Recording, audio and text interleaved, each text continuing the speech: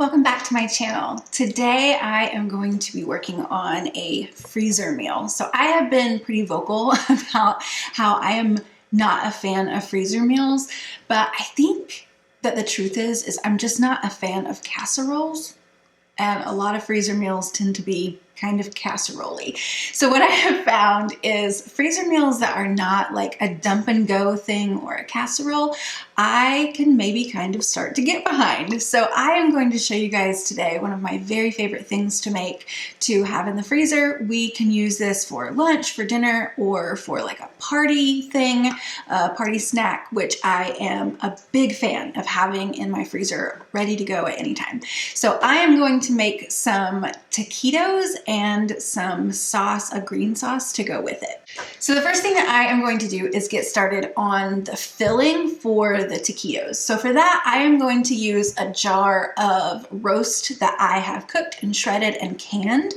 Obviously, you don't have to use canned roast for this. You can freshly cook a roast if you want, or this works really, really well if you have leftover roast from like dinner last night or something that you aren't really sure what you want to do with, because you don't need a ton of it. It's just going to be the filling for the taquitos. So it's perfect, a perfect way to use some leftovers. So I am going to use my jar of roast, and I am going to make a spice mixture and make sort of almost like a gravy to go with that. So I'm going to show you guys the spice mixture that I am going to use very first. So I'm actually going to make about double what I'm going to need for this recipe. This is the basic taco seasoning that I also use just anytime I'm making tacos. So I'm going to make a little bit extra so that I have some left in my cabinet for the next time I want to make tacos. Since I'm already having everything out, I might as well go ahead and make a little extra. So I am going to do about 3.5 or so teaspoons of salt. This is a kosher salt. And then to that, I'm going to add 4 teaspoons of garlic powder or granulated garlic. These are pretty heaping teaspoons because I really like that garlic flavor in there. And then to that, I'm going to add 4 teaspoons of cumin, 4 teaspoons of chili powder, 2 teaspoons of oregano,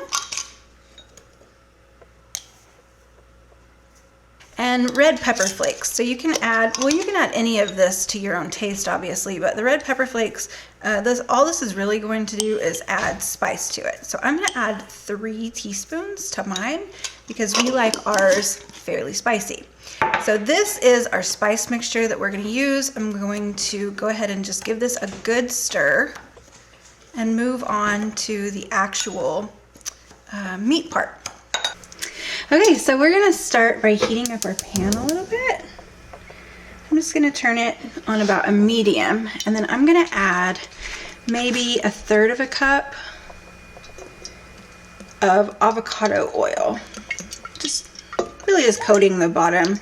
You don't need a ton for this.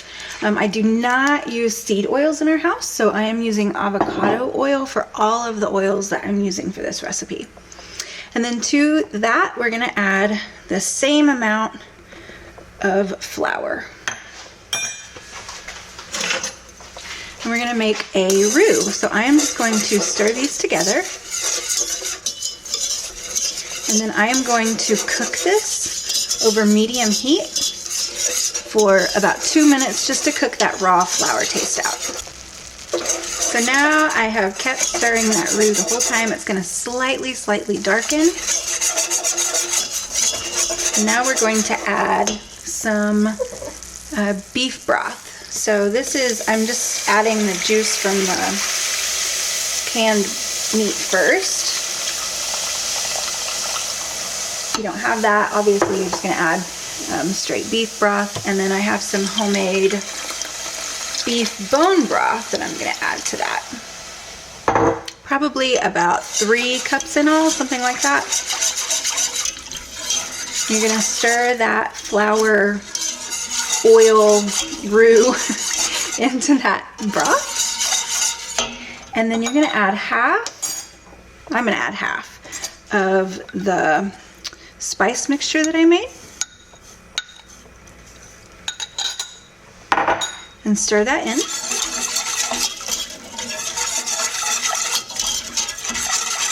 Already smells so good. And then I'm gonna add about a teaspoon to 2 teaspoons of white vinegar.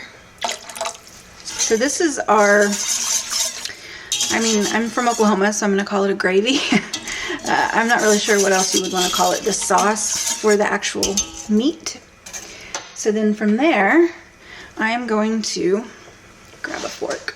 Perfect. I am going to add in my jar of beef. If you are using leftover meat, you want to make sure it's shredded. If you cook a roast specifically for this, you want to make sure that it is shredded and remove as much of the fat as you can, because you don't want to bite into that when you're eating a delicious taquito.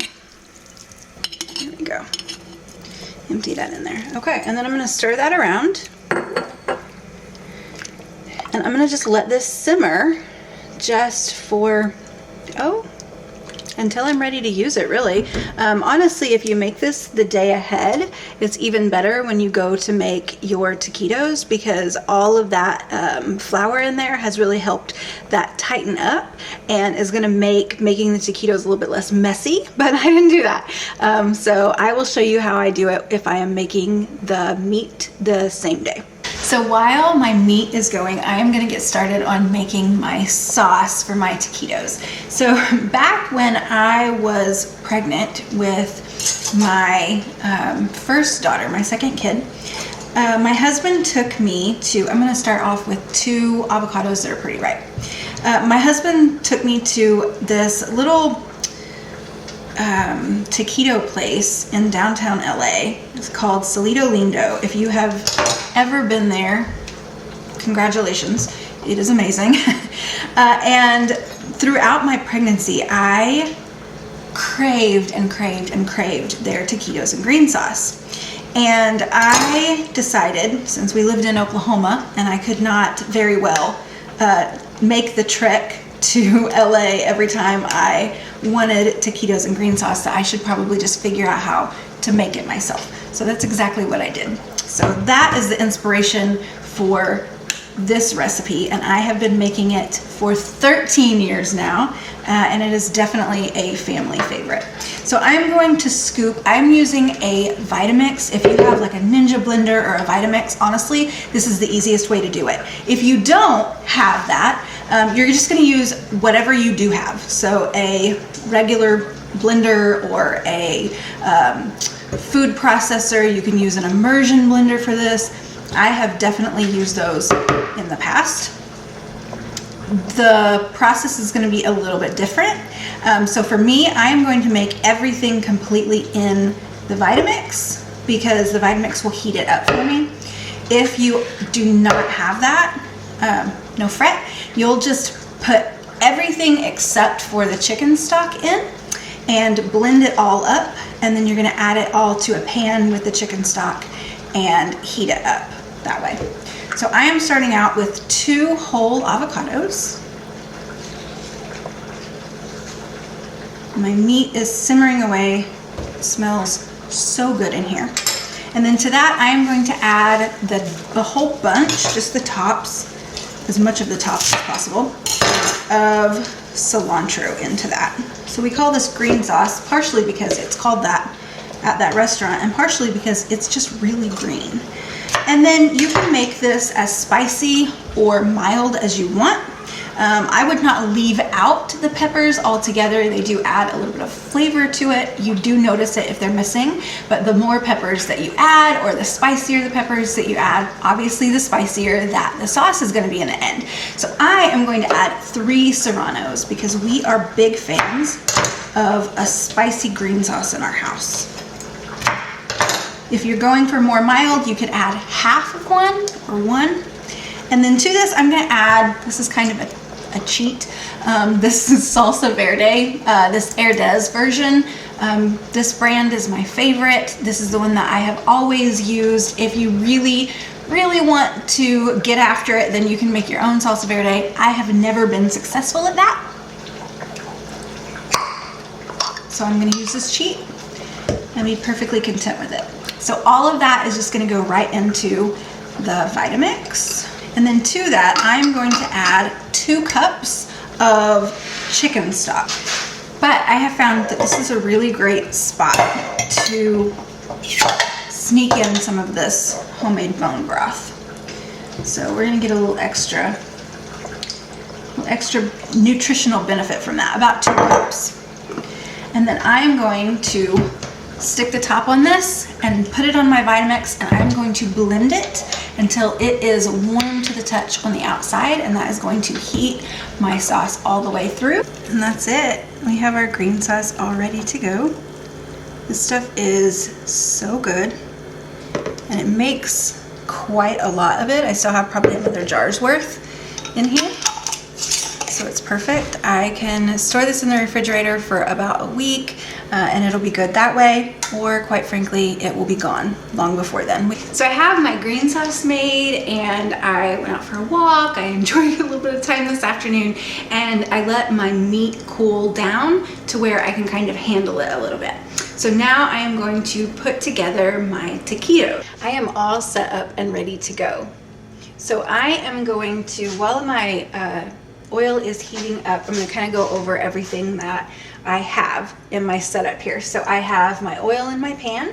I have a paper towel on just a plate right here. I do have a little extra oil in case this starts to kind of run low. And then I have white corn tortillas.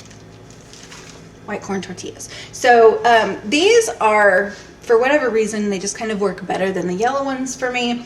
So I have a big pack of those. I have my meat with a fork in it, and then I have right here a cookie sheet that has parchment paper on it. So the reason that you have to have the oil is because if you tried to just roll the meat up in the tortilla, it's probably going to crack or crumble. So we're going to use the oil just to make it pliable. But what the oil is also going to do is make sure that it gets really crispy whenever we bake it. So these are not going to necessarily be fried. They do have the avocado oil on them, but they're not actually going to be fried. So I finished putting all of my taquitos together. I ended up with 3 dozen with that 1 jar of roast, which is really about the equivalent of 1 roast. So for about 1 roast, you get 3 dozen taquitos, which is not too bad. So from here, you have a couple of options. So if you wanted to save these for later, if you wanted to make them as a freezer meal, you would take them, put them in the freezer just like this, and let them freeze for several hours until they're completely frozen through. And then you can take them out, put them in a Ziploc bag, or you could vacuum seal them. That's what I would do. And then you just save them until you're ready to eat them. Once you're ready to eat them, you put them back on a tray, and then you stick them in the oven at 425 for about half an hour, and you're gonna flip them once in the middle of that time. So I am going to go ahead and I'm making them for our family and then some more people tonight. So we are going to go ahead and have these tonight. So I'm going to stick them in a 425-degree oven for the same amount of time, for about 30 minutes, and about halfway through, about 15 minutes in, I will take them out, flip them, and then finish cooking them. And when we're done cooking them, they're going to be a little bit browned and nice and crispy. All right, our taquitos are all done. They did kind of bust open on the sides, but that is okay. It's like the nice crispy meaty edges. Those are delicious, but you can see they're crispy.